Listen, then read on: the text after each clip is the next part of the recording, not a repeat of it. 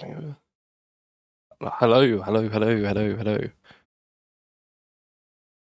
Oh my God.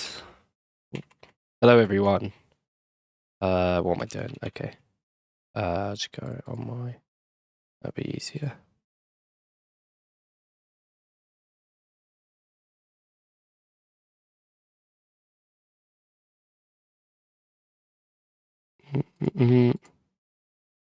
Oh my God. Now live. Did my tweet actually go out? Hello, hello, everyone. Hello in the chat. I think I tweeted, but I don't think it's out. I don't know what's going on with Twitter nowadays. I will have to tweet this out again quickly.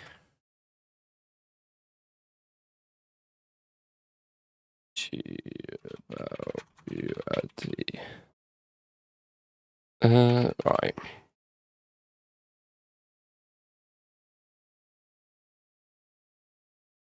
There we go.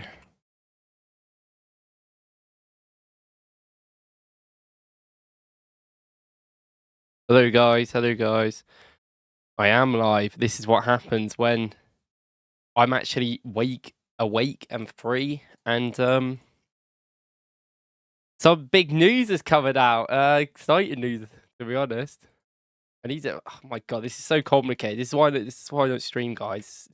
Complicated getting it all sorted out, especially in a short time. Give me a sec, and then we will get into the big news. Let me quickly get the link for the stream. There you go.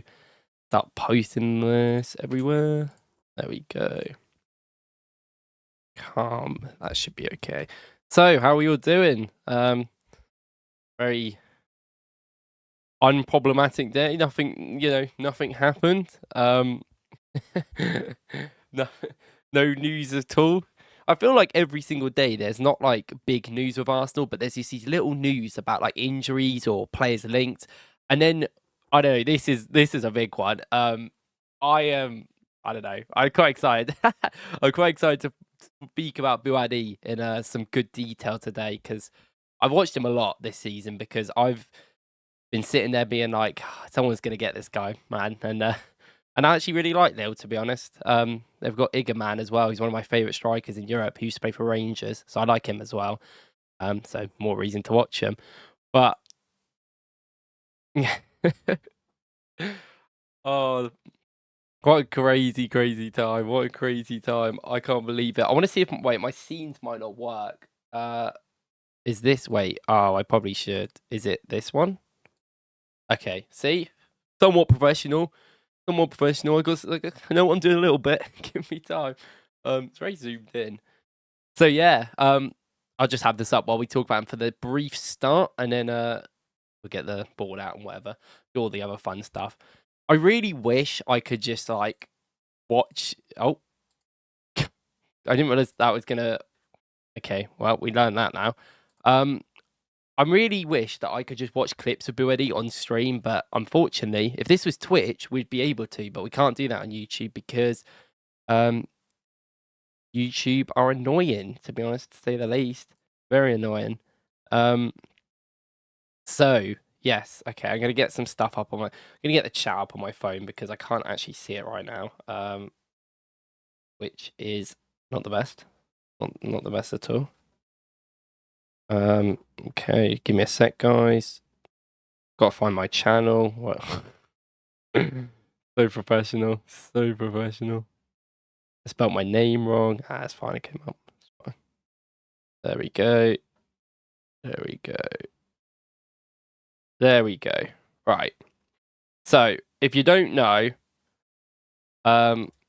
this has just been reported by Fabrice Hawkins, who I don't know about the reliability, but I've definitely used him before as a source of reference, and it's done decently. I'm pretty sure in France he is quite good. I can't remember, there was a link recently with another player from another team where he was actually the main guy, and I remember literally looking at his account like 3-4 days ago about something.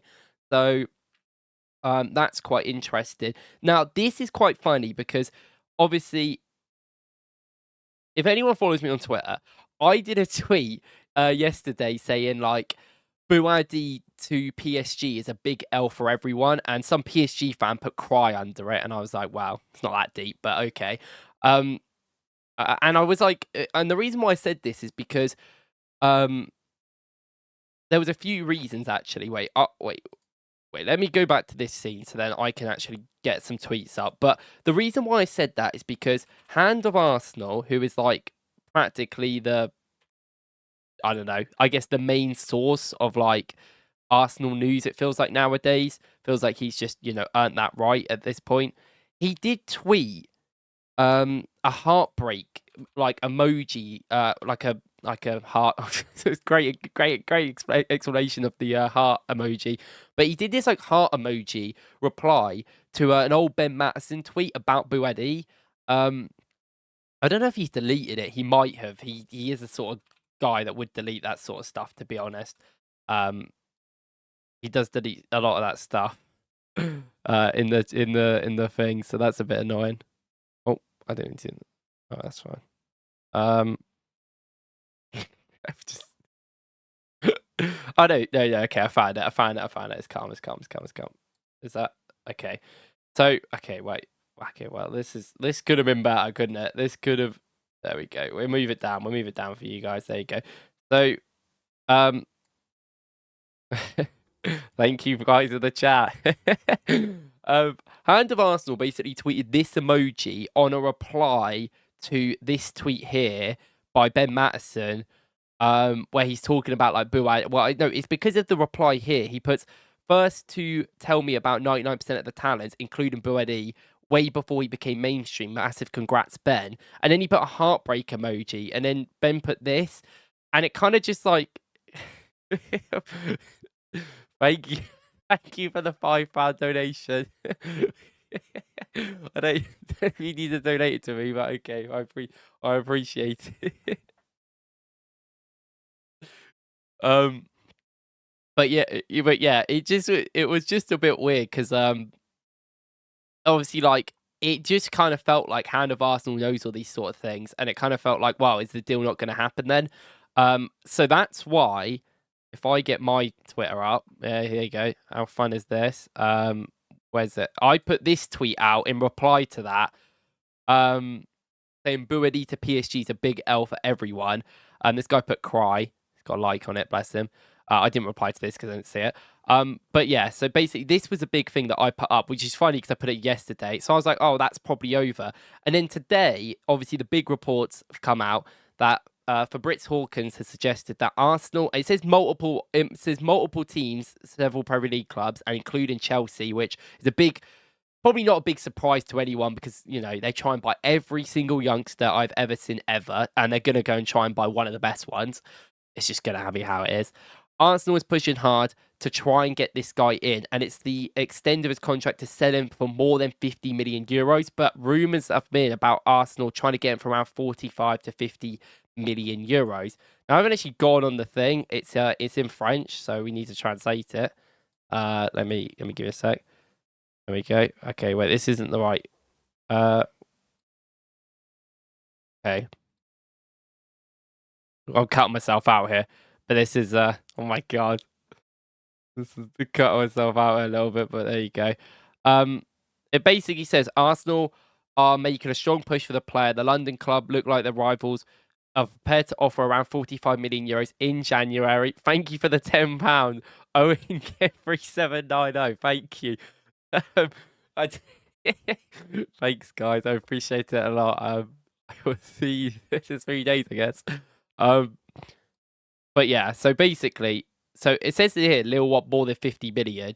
50 million euros is a lot of money, but I don't think 50 million euros for Bouaddi is that bad. Obviously, we saw the links with Mendoza. I did a video about him, about 20, 30 mil, and I literally said on the podcast that might make sense if we don't want to pay the 50, 60, whatever mil it's going to take to get Bouaddi in. And it does seem like 40 to 50 mil is going to be quite a lot of money that they are wanting to get, especially in January, which makes sense a lot more. And it's funny because it's literally the first January you could actually buy this guy from abroad because he's just turned 18. So it just seems like everyone's been waiting, and then straight away the money's on the table. So it's very interesting. But like, yeah, looking at it from this perspective, let me go back on this tweet. It's an interesting one, isn't it? I've got wait, let me get some more tweets up because there was other tweets I wanted to see on here which I thought were kind of interesting. I will say not say the least.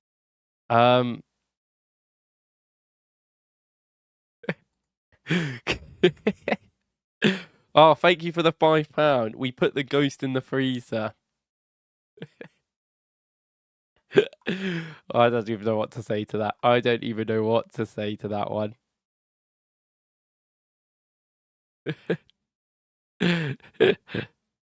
Right, so wait. So, right, okay, yeah.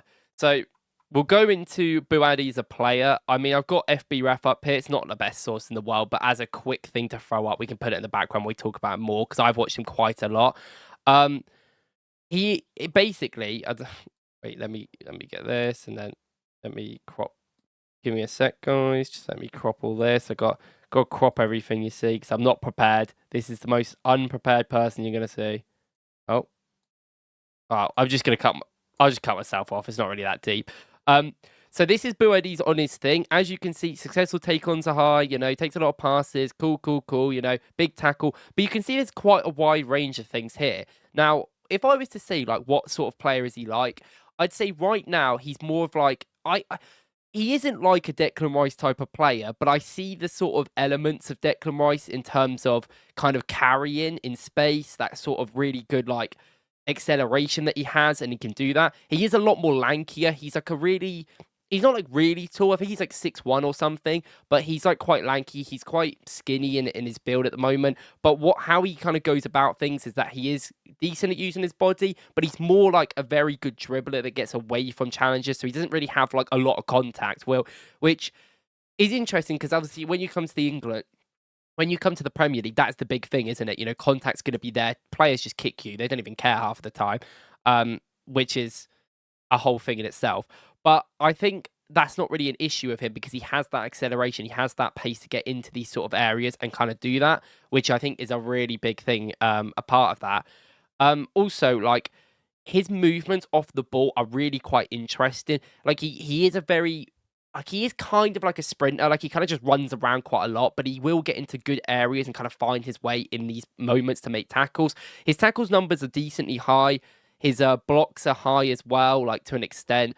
I think this sort of stuff is actually decent, and I think it can get more. But this is because he has been playing as this more, like, deeper 8 for Lille. He's like a progressor, but he comes further deeper to progress the ball, and then in the final third isn't really that guy that's like going out there, you know, making the creative stuff happen, which I do think is something you could probably lean into more if you wanted to. Obviously the stats don't suggest that, but that's just not how he's been playing for Lille. And right now, like, as the player he is like this all marauding type of 8 where he realistically could be a 6, he could be a 10, like he could be any sort of these roles in these different positions for the team. And I think that could be a way you kind of move him into. And the reason why, like, we talk about Bouaddi being such a great talent is because he's already showed like the carrying ability, the really like progressive nature. He's a decent passer, I think. He's like a very like the stats won't say it, but I do think he's a decent passer, but he isn't really a guy that does it in the final third as much. He's just a very smart, intelligent footballer in midfield that can kind of do a little bit of everything. And when you're 18 and you can do a little bit of everything, and he's come from the French league, which is a very physical league, I would put it up there as just behind, not maybe just behind, but the Premier League is the most physical league. And I would argue Ligue 1 is probably second. So I see a lot of defenders and midfielders come from that sort of league. Like, you know, you think of Cavaminga, you think of like Gabriel, like these type of players like Kujanov, like they come from this league because I think it's that physical nature you don't worry with. I would say to your comment there, do you think he needs to bulk up for a bit? I do think there's a certain level of, yes, he will need to maybe be able to like withstand pressure a little bit more, if that makes sense. Like, not necessarily need to be like really strong and push people out the way, because I think in terms of how quick he is and how like electric he is in midfield, he does that anyway to an extent. But I think in terms of, you know, if players are going to crunch you, trying to like keep on your feet and keep with the ball. His agility is excellent, but it's about that, withstanding that pressure. And I do worry sometimes when players come to the Prem, because some of these footballers in the Prem are mental and they just will kick you. I want to see what some of the comments are saying. Sorry, I got on my phone here. Is he streets better than Guendouzi? Why is this? I can't. And at that age, some similarities there, and ultimately, Teo wasn't really an Arsenal quality player. It's quite interesting because like I've seen a lot of people talk about the Guendouzi like links now, and I kind of do sometimes see it. I haven't watched Guendouzi since he's like left Arsenal, so obviously I'm just thinking about the Arsenal version of him. I think I would say he's a bit of a quicker player than Guendouzi. He's a bit more alert. He's way better off the ball, like in terms of kind of picking out areas, especially like in this. It's kind of hard to explain, like just like this with the thing up, but in terms of like in the midfield part of the pitch, I think as someone that covers ground, I think he's a much better player. I think he will get into smarter positions than Guendouzi does.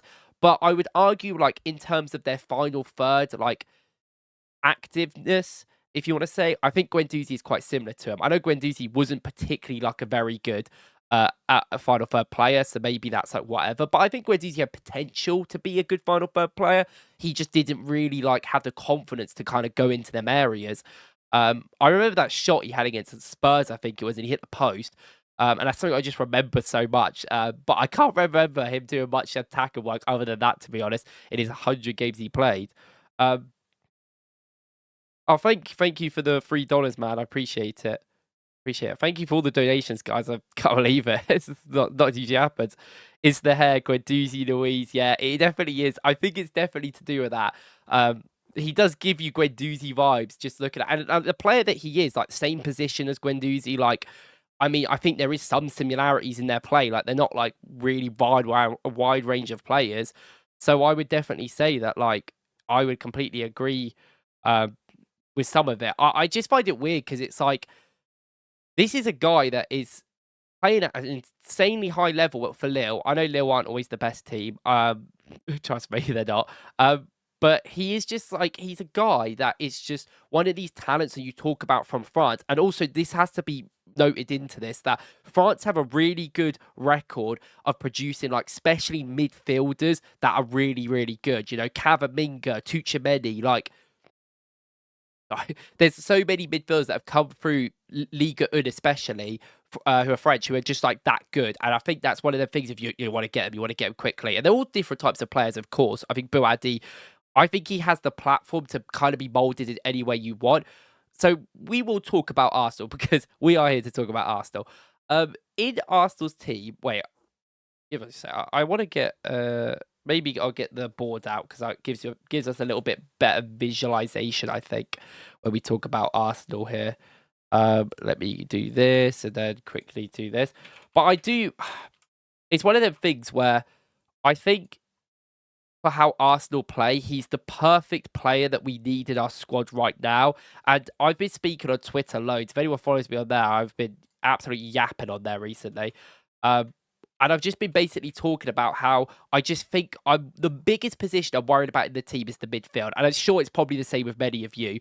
Like, there's obviously, I know some people talk about Arsenal needing a left winger. We definitely do, but I don't think that's a January thing. We could get a big one in the summer. Someone has to leave. We know that's how it is. We just put Tottenham in. Okay, sorry guys. There you go. So this is what we're gonna go for.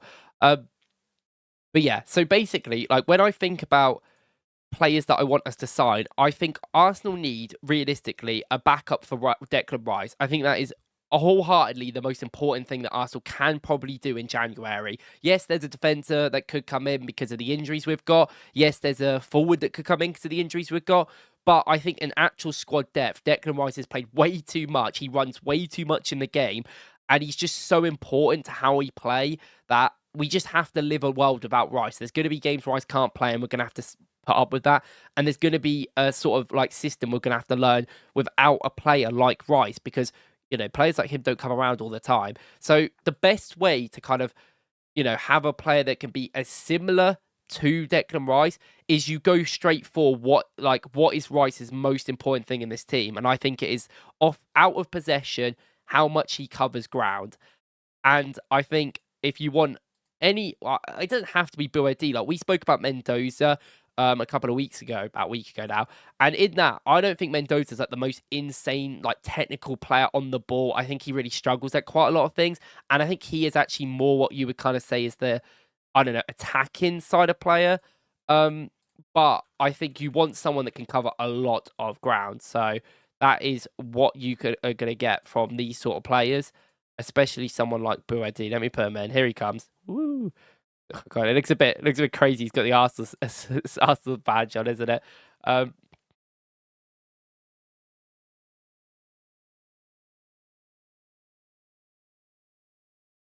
Yeah, you guys are right. With Guimaraes. Okay, I can't say his name. Sorry, we know about I am Bruno from Newcastle. Yeah, I definitely agree. And that's the one that we missed out on. I kind of really wish we had him. What about Kobbie Mainoo being a backup option for Rice?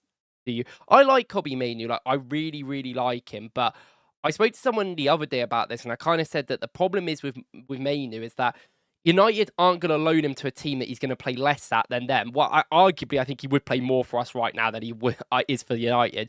But it's one of them problems that it's like, if we could get him for 30 mil because United have ruined his career, then that is something I would be like, okay, I'm interested. But a loan's not really viable because we're a better club than United. He's not even playing for them. If he goes on loan, he's not going to get a lot of game time, and that's the whole point of loaning him out, I would imagine. So then it doesn't really work. But a permanent deal, and like, I don't think in January a permanent deal for Mainoo is probably viable. I think he will go on loan to, let's say, like a Leipzig, Frankfurt type of team. I could just see that happening. But I think when you get into the summer next year, if he's still not playing, or he has gone on loan, it hasn't quite worked out, United don't want to have him anymore. There's something Arsenal could definitely do in that business. Like Mount went to United from Chelsea because his contract was running down, and Chelsea just kind of like misused him, didn't find a place for him, and they got good money. I know like 70 mil with 1 year left in your deal, whatever, is crazy. And I'm not saying we should pay anywhere that, but I think with Kobbie, I think there was just such a chance where United can just mismanage players. You know, we saw them do it with Garnacho. We saw them do it with a lot of their players. Like Sancho's now at Villa. You got Garnacho, Anthony. I mean, some of these players are not as good as the others, but you know, Garnacho is still one of the best like talented wingers in the world, as much as people don't like him. And I don't think he's brilliant, of course, but they got him for 30 mil, Chelsea. They could probably sell him for more than that in a year, even if he scores like 6 goals. Like, that's kind of how it is, especially to teams out in Europe. So I definitely think it's something you've got to look at. Corey says, I personally think Mainoo just isn't that good. He's not a bad player at all, but not a top level, and I don't think he ever will. But that's fair. I think Kobbie Mainoo is still stuck in the world where like he doesn't know what he wants to be as a player because he's like never really been told to do much. Like even for England when he played in the Euros, I was like, what is this guy? Like what? He's a carrier. He's a great carrier and a brilliant progressor in that way. But like what else does he do? He's not particularly a great passer. He's not a great creator. He's not really good defender. He isn't great off the ball. Like he needs to find his way, and this is why he needs to go on loan because he didn't know what sort of a player he was anyway, and then now he's not playing. So, you know, I actually feel for Kobbie like a lot. I really want to see that guy play anywhere, just because I don't want to see him just not play. Like, you know, he was playing for England at one point, and now he's just sitting on the bench. It's so sad. But yeah, yeah, I agree with you guys in the chat. You guys are intelligent. Yeah. So right. So Bouaddi, like, when we talk about Bouaddi, like he is just going to cover like a lot of ground, which is already we need legs in midfield to some extent. And that alone, if just a player that can run around would be nice, wouldn't it? Just a young player that can just run around and not have a problem, and also just let Rice just have a rest, please. But Bouaddi, like, I think in terms of how he defends, he's not someone that he can do like this crunching tackle. Like he can definitely come back in and, you know, someone's going past him and he can definitely like take the ball behind him. He is quite like long, weird way of saying it, but he is long and he kind of wraps his like leg around sort of thing. But I think that he's more of a guy that is more intelligent with his like movement and like his positions, a little bit like Zuba. Zuba's quite aggressive now that you kind of think about it. Like I would say Zuba Mendy is more of a player that like is intelligent with how he picks the ball up. I said that when he joined, but now I've watched him like so much for Arsenal. I'm like, well, he is quite aggressive, to be fair. There is certain moments where he is quite aggressive, but you have to be in that position. It makes sense. You have to be. So I think with Bouaddi, like he is going to bring a lot of that in there. I just think as well the carrying is something that Arsenal. It's not. We needed carriers for so long because Odegaard's okay at like he's a good carrier in space, but he's not going to do it all the time. There's certain moments though that I've realised that Odegaard is much better at carrying than I think I once thought years ago. Like he isn't awful. Um, Obviously Miles is the carrier, but I will say like right now, like this is a bit off topic. I hate Miles playing at left back when you have Zubimendi and Rice in the middle. I just think it's pointless because he cannot invert if you've got if you've got a double pivot already there. So it just kind of like, what's the point of him being there? Because if he can't carry it through the midfield, he's useless in my opinion. Like at left back, he needs to be somewhere else. So I think in terms of like that's our carrier gone. So it's just Rice in space. Bouaddi is someone that can carry a lot in tighter areas. Like he's so agile. Like it is really weird. I think that, like I said, I think there will be a certain point where people crunch him and you worry a little bit. But I also think there's going to be a certain point where people might make a mistake or a tackle that isn't going well, and he just kind of goes past them. And I think it's going to be a lot of maybe teething issues of him not really like understand that people are just going to like try and kill you basically in this league. But I also think he's good enough as a dribbler to get past a lot of these players, so I don't think it's going to be that much hard for him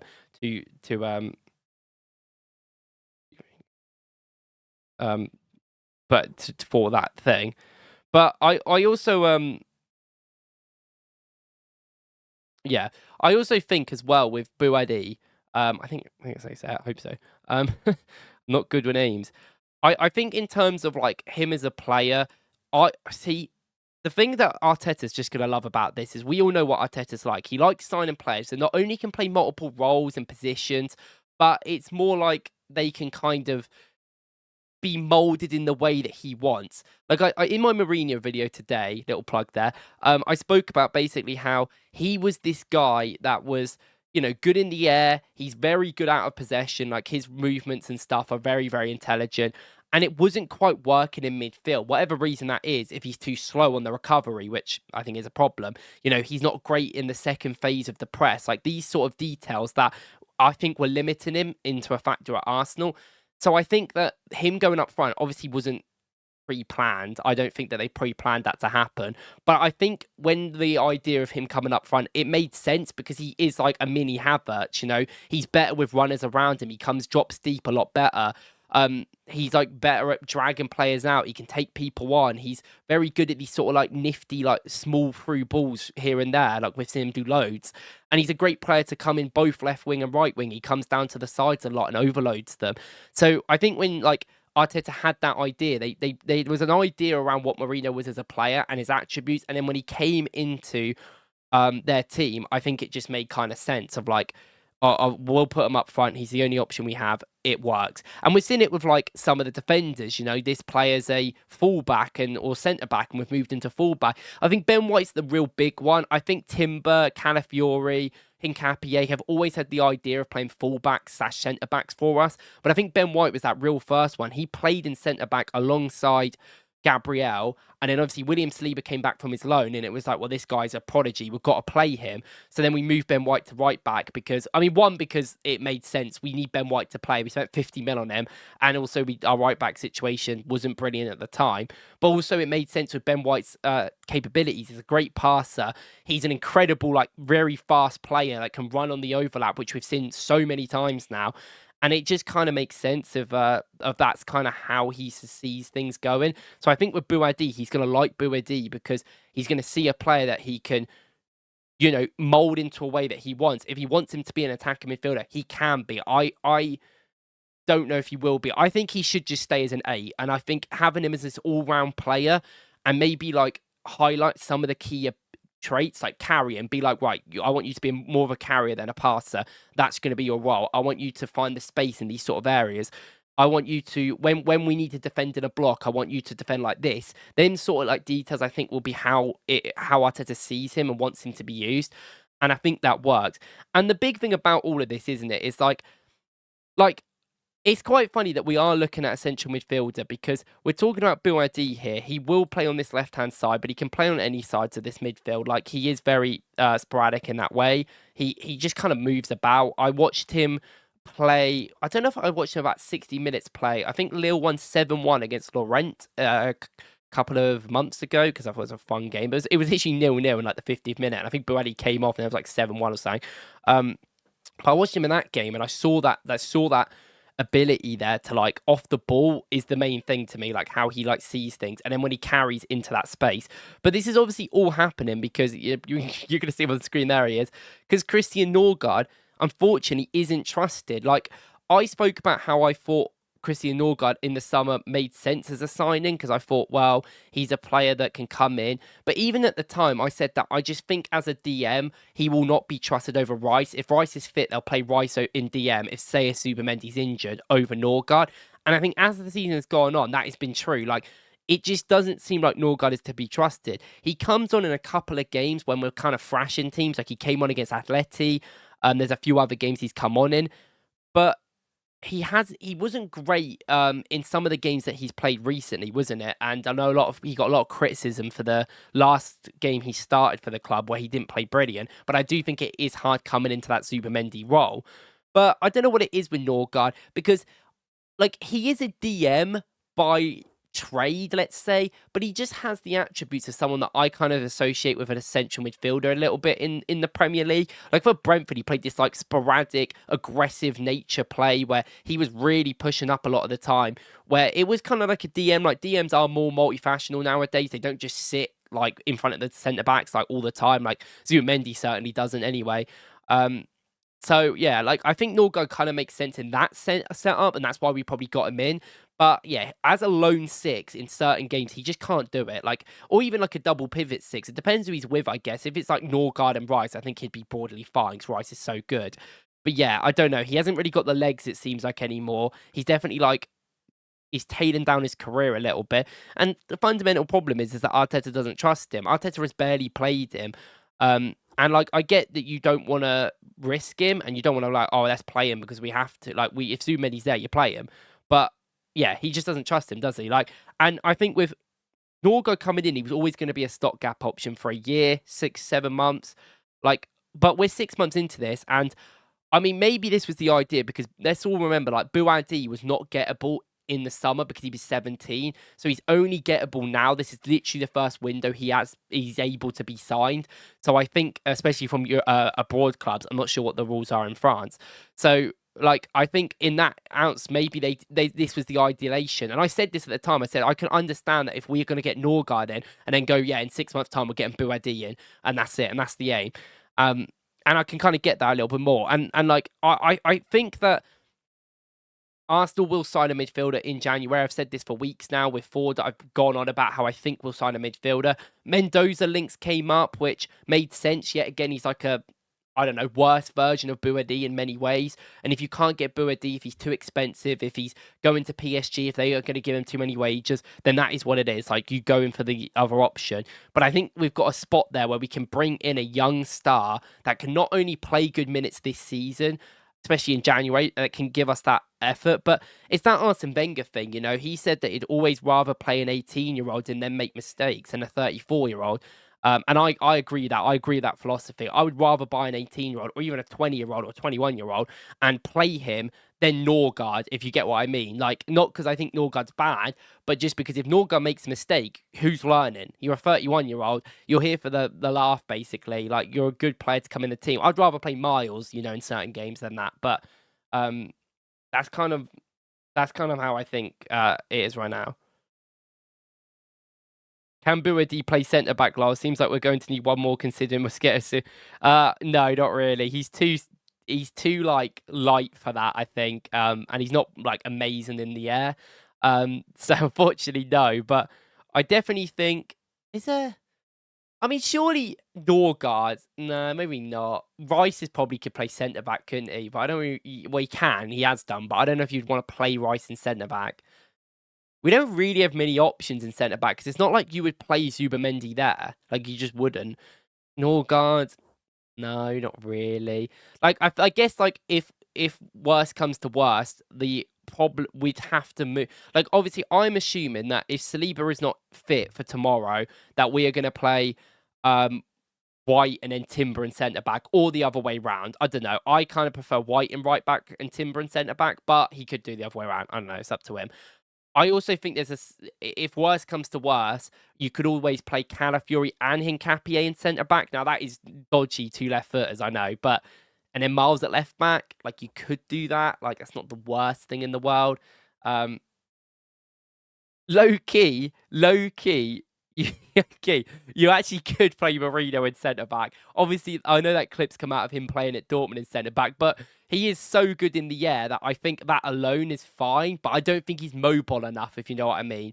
Like he is mobile. He actually covers a lot of ground, but he does it subtly, like a bit like Özil did. Like he's not like a big action player. He's not going to come running out all the time. But I mean, Marino's really good, man. I don't know.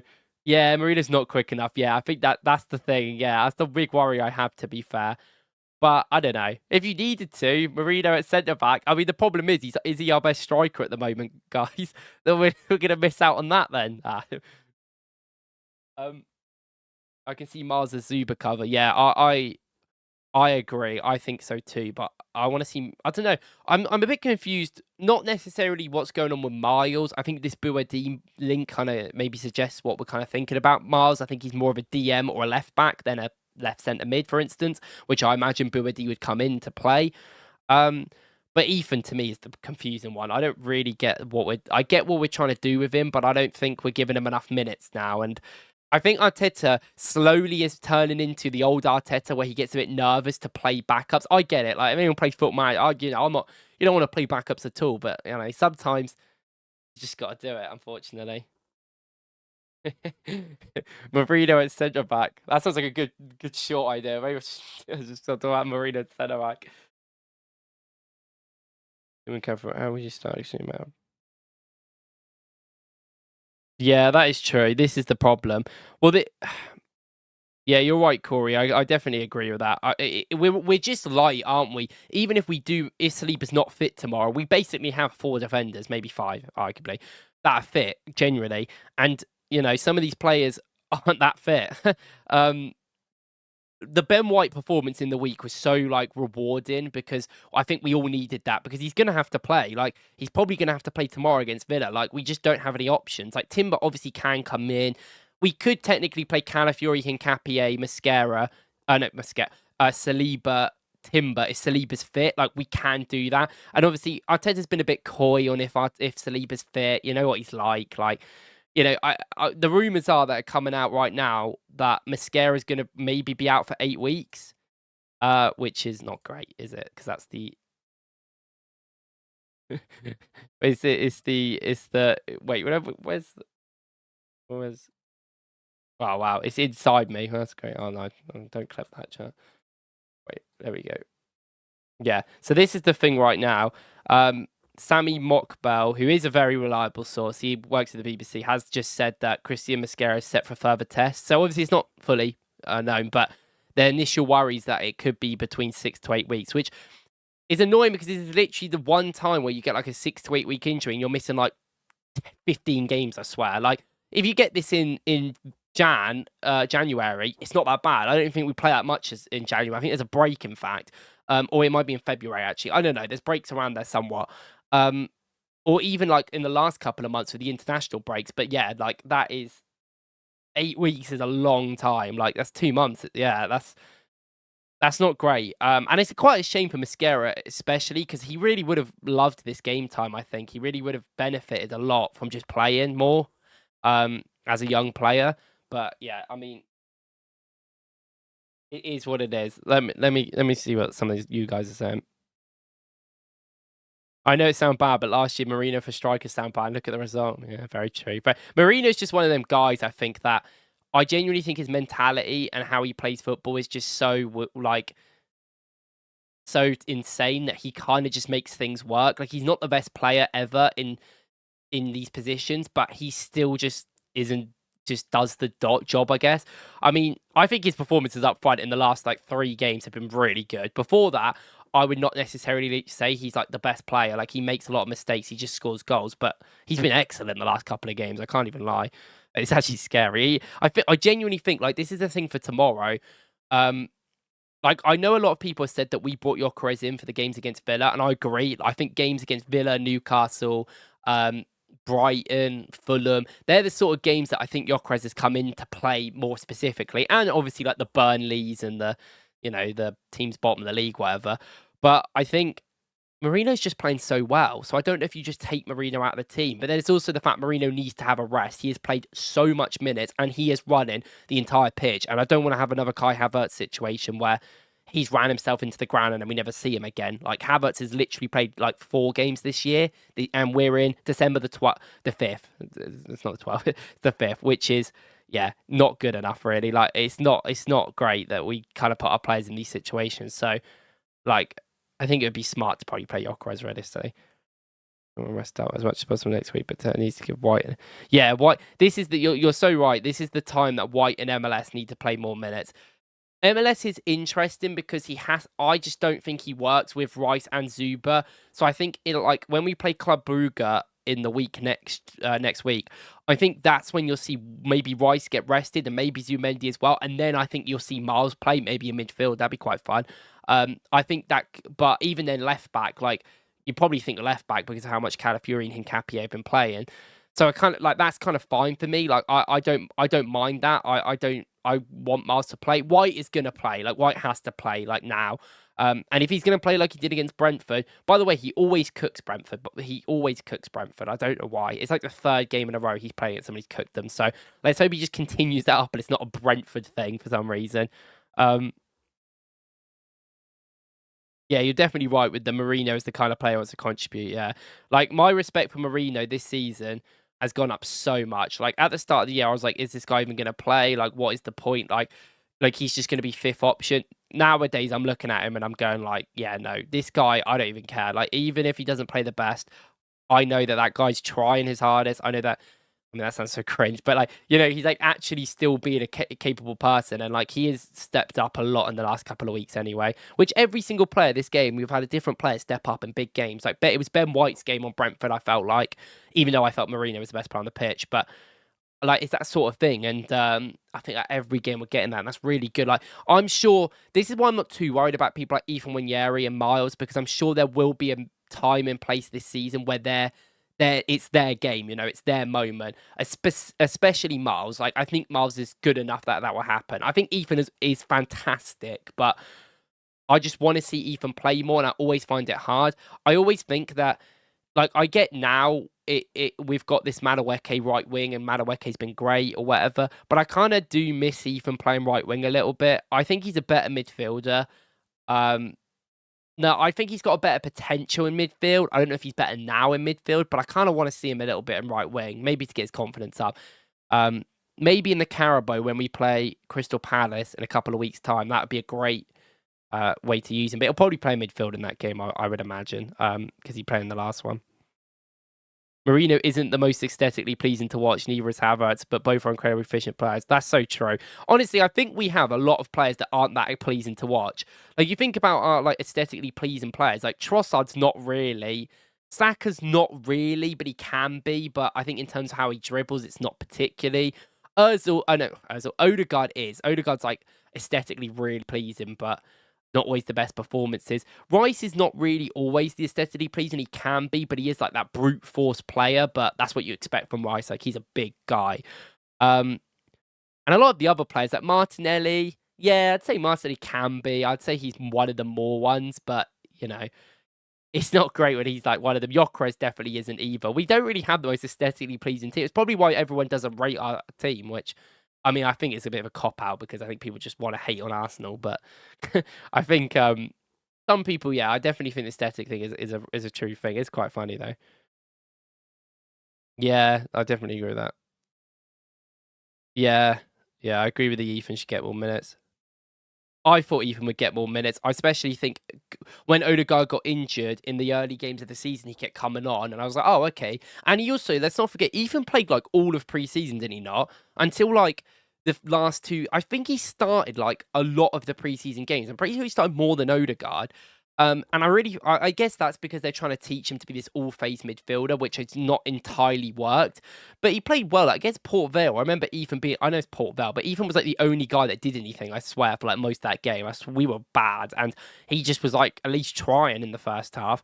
And then he did kind of have some bad performances after that, I get. But he was all right against Brighton. Like, he was quite good in that game in the Cup. So I just want to see him play a bit more. Like, because I was watching the Leicester game when Mourinho played up front. Obviously, I did that for my video, and I was watching that yesterday.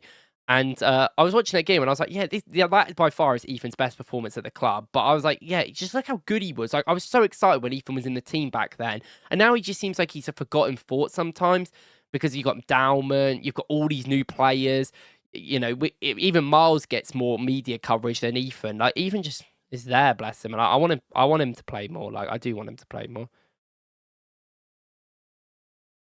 She also wants any chance for us here. So we have a look. Wait, I want to look. Wait, give me a sec. Give me a sec. I want to find because you're very right what you say about the Bouaddi thing, because I want to see some of what the PSG fans are saying a little bit, because I don't know. It's so interesting because I thought he was just going to go to PSG because of basically like of a little thing. Like, obviously, like in hindsight, you could be like, well, that's like nothing, which is very true. But I always felt like he's just one of them guys that's going to go to PSG because, well, one, he's French, and well, he's not French, but but like, yeah, I just thought he'd go to them because, I mean, every talent in France goes to PSG, doesn't it? It's like the Bundesliga, innit? And well, obviously, like, they signed. Who did they sign? They got Brandy Barcola. They got Desir Douar, who are both two players that I wanted Arsenal to sign, especially Douar. I wasn't like as concrete on Barcola at the time when they signed him. I did a video for it about Chelsea. I wasn't like that bothered, but Desir Douar I definitely wanted for Arsenal, like a lot. And they got them both. And then it just kind of feels like, you know, when they got Dembele coming over, it just feels like now, if you're French and you're in France, that's it. If you're a good talent, they get you. And PSG have the money to compete with anyone, don't they? They can get any single player ever. So I kind of just thought like they would do that. It is true because, right, okay, I found the report that you're talking about, and this is what I saw yesterday, actually. Oh, it's not in English. We're just gonna have to translate. Oh, okay, I found the translation. Okay, no worries. Oh, there you go. You would think I would learn what my scenes are, and you'd think I'd just name my scenes, but no, that's just apparently I don't. So this is the tweet that we're referring to here. It's by Rodsra, who is he's a scout in France. Is he a scout? I've seen him tweet before about certain transfers, but I'm not that glued up on him, I will be honest. But he did this tweet here, which is I'm just gonna I'm just gonna read the English version. PSG is close to signing Ayyoub Bouaddi. The idea is to close the deal in the winter transfer window. Bouaddi is a big fan of PSG. That's what it says here. That's what he said. And when I saw this is what I saw, and then I did my tweet. Where's my tweet? I did my tweet. Bouaddi's a big L for everyone, which maybe he's a little bit over the top, but I still think it is a big L. Just one of the biggest talents going to PSG. I personally think is quite boring, even if it is an Arsenal. I think that's quite boring. So I did that tweet because of that, and also because of the Hand of Arsenal like heartbreak emoji that he did, which we spoke about.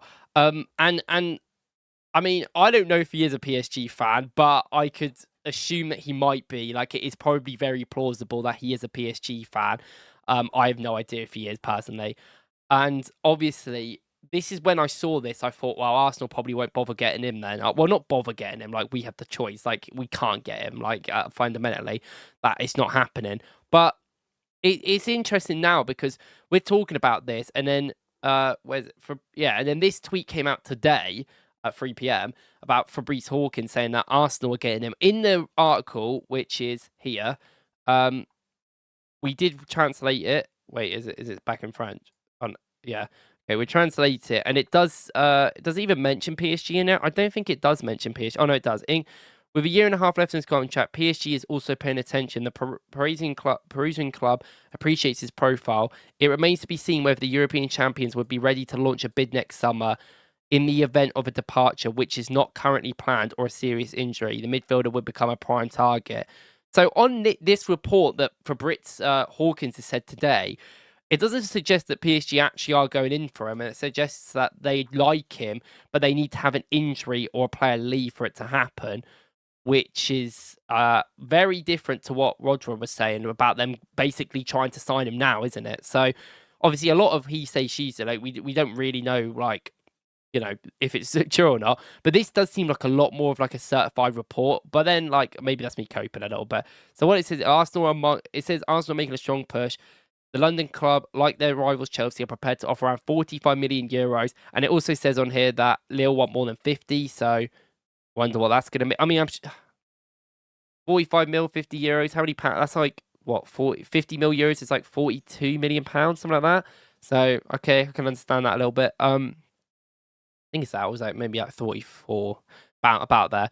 And it says Gunners Sport. This is the key part, though. Gunners Sporting Director Andrea Berta has already contacted the players' representatives and is keen to move quickly, aware that the competition for a signature will become increasingly fierce.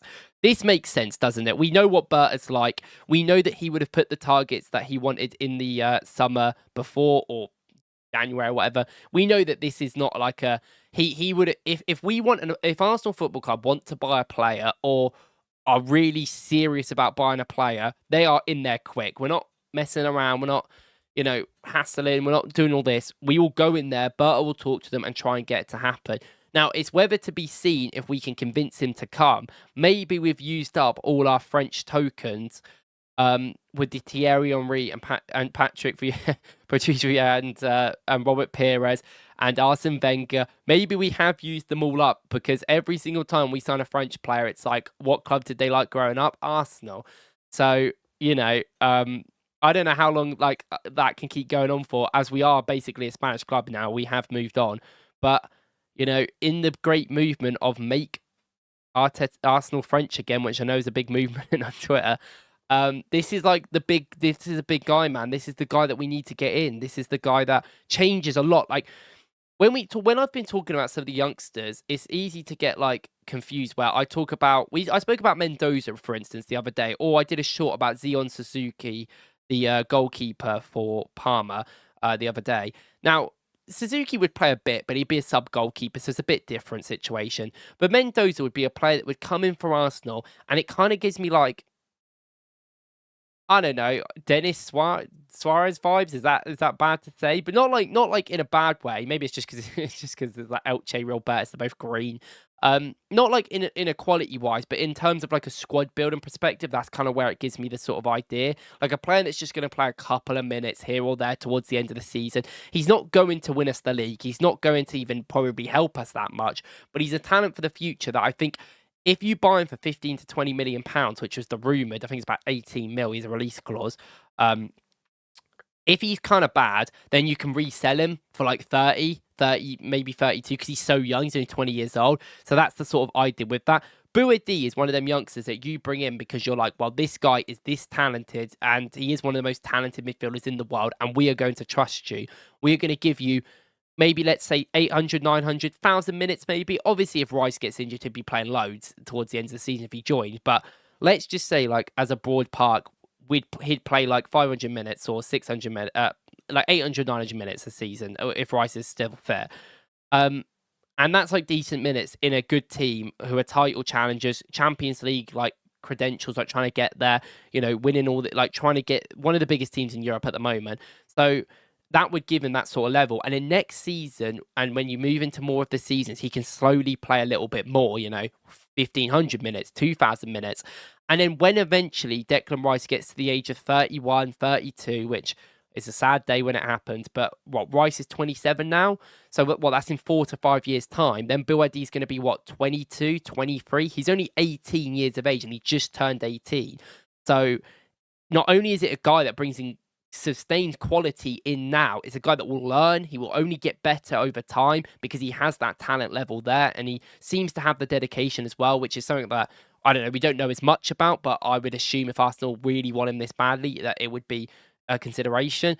And it's a player that can like just be that instant transition, rise to Bouaddi when you don't even need to worry. And that's just what squad building is, isn't it? That's why I'm so up for this. Like, I'm more up for this than any other player. I've been going on about this guy for 6 months. I know everyone has. I know it's like, it's not a surprise, but I think that's why everyone kind of is. It's because it's just such a smart signing. £45 million is not cheap for an 18-year-old. I'm not saying it is, but this guy will probably be worth about £100 million in 2 to 3 years' time. Even if Arsenal don't want to sell him, we've got a £100 million asset in a player who's going to be incredible. That alone convinces me that I want to get him in. And also, Arsenal just don't really get these big youngsters in anymore. Like, William Saliba was a youngster we took a lot of risk on, £30 million, and he just turned 18 at the time. And I know it took a long time. It took a lot of bad management, unfortunate situations. But eventually, we can't argue with it. Saliba's one of the best defenders in the world, and we've just got him here forever, like, until we want to sell him. He's here for, like, his contracts for ages, and that is just a blessing. And if we can do more of them, especially with French talents as well, they're just so good. Yeah, exactly. I agree. 45 mil is nothing. You just got to take the risks as well. I know 45 mil is like a lot, but in my opinion, it's fully worth it. I agree with you with Game In. I feel like Mendoza is a good potential. That's what I'm saying. Like, I think Mendoza is more of a guy that has that potential, but it's not maybe as good right now. But I think for like 18 mil, like that was the rumours, I think it makes sense, to be honest. Like, I think that's how you build a squad out, and I'd be down for that. Completely agree with you, Red Skull. Arsenal should sign Jeremy Jacquet. Like, I think this is what I'm saying. Maybe we're using all our French tokens up because there's so many good French talents that I genuinely would love Arsenal to really look into. Jeremy Jacquet, we know that Arsenal have had the links to in the past. I don't know if because of maybe the midfield problem, or maybe the fact we need an attacker in the summer, maybe he goes down the list and we don't get him this January, and then he ends up going to like a Liverpool be linked to him, which I kind of think it would be a weird vibe for Jacquet to go to Liverpool. I don't know. I just don't.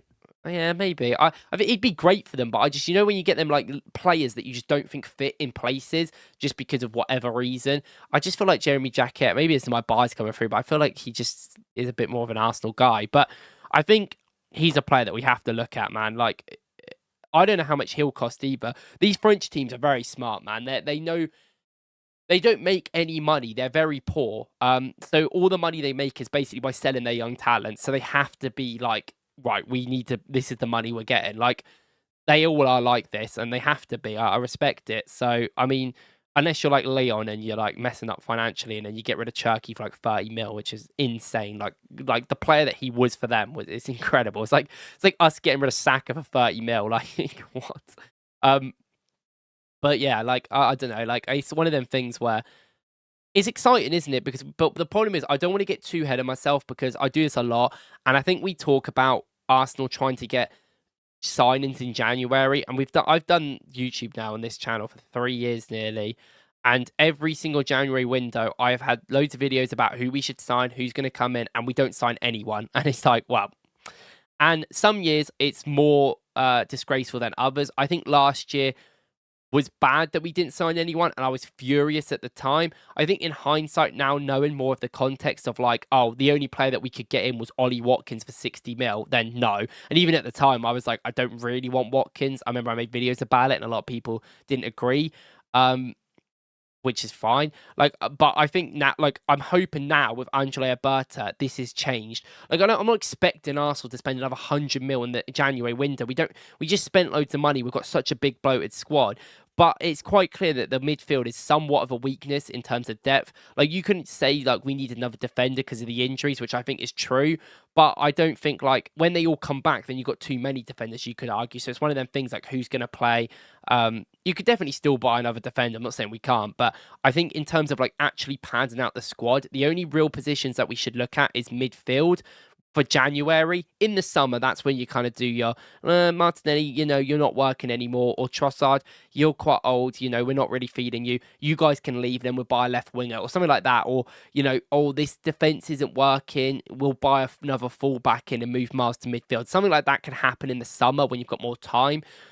Like also like getting rid of Kepa. Like I know there's been links to Kepa going to Como because Fabregas loves him, and obviously I spoke about Zion Suzuki, but that's more of like that could happen in Jan because it's not like a big money thing. I don't think either way, but I think that's more of like a summer thing. Like okay, let's like a Kivior sort of deal. Like we'll start taking players out. But in midfield, you can instantly get a player in now. We don't have to do anything with Norgard. Norgard can just sit here, and not move. And I think that's why you kind of just buy a midfielder in, because if Rice gets injured or Zubamendi gets injured, but more importantly, if Rice gets injured, I just don't think Arsenal had the legs in midfield to cover for him.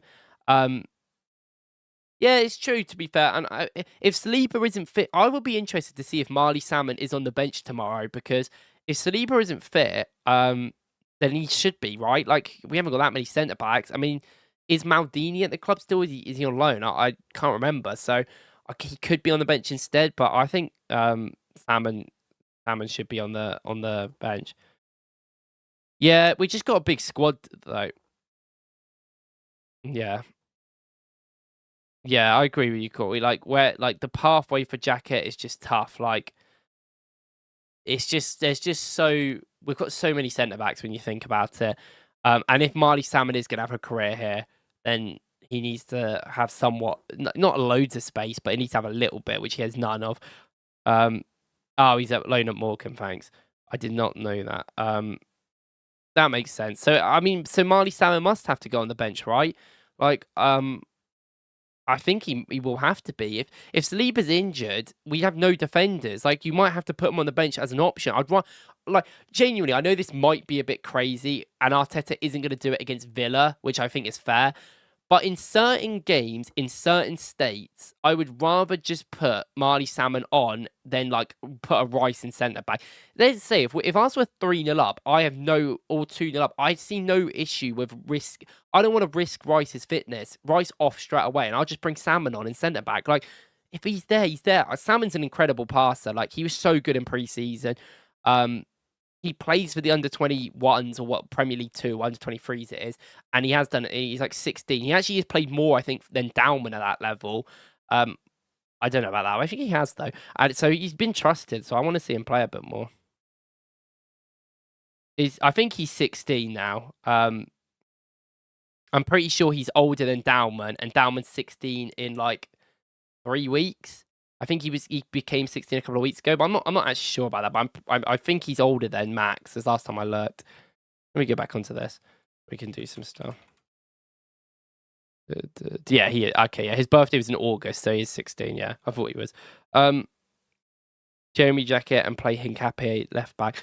I do want to see Hincapié at left back, to be fair, and I just feel like we're not going to see it because because of the injuries, and also Calafiori is like, I don't even know. He's just insane at the moment, so I don't see the reason you take him out of the team.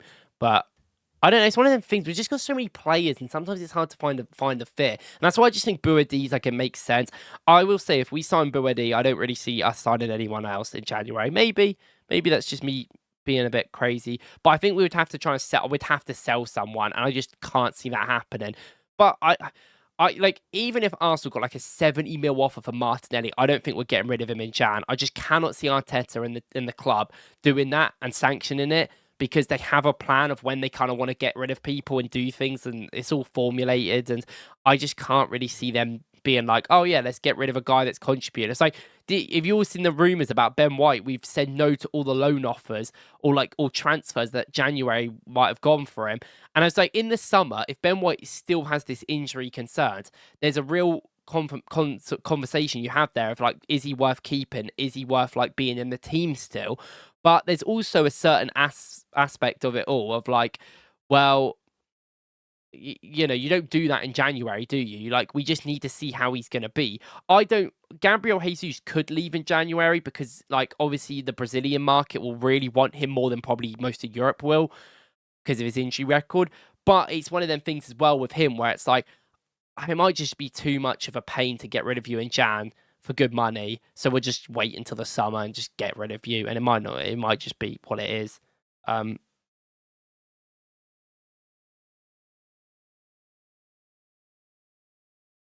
I mean, I wouldn't really say Hincapié is a left back that can play centre back. I think most people would argue he's a centre back that can play left back, but he's somewhere in between. He's never really played left back. But I agree with the sentiment of I'm not hating another centre back. I just would like to see Salmon play a bit more. But I'm also not a guy that really cares about blocking pathways, because I do personally think if their players are good enough, they find a way in.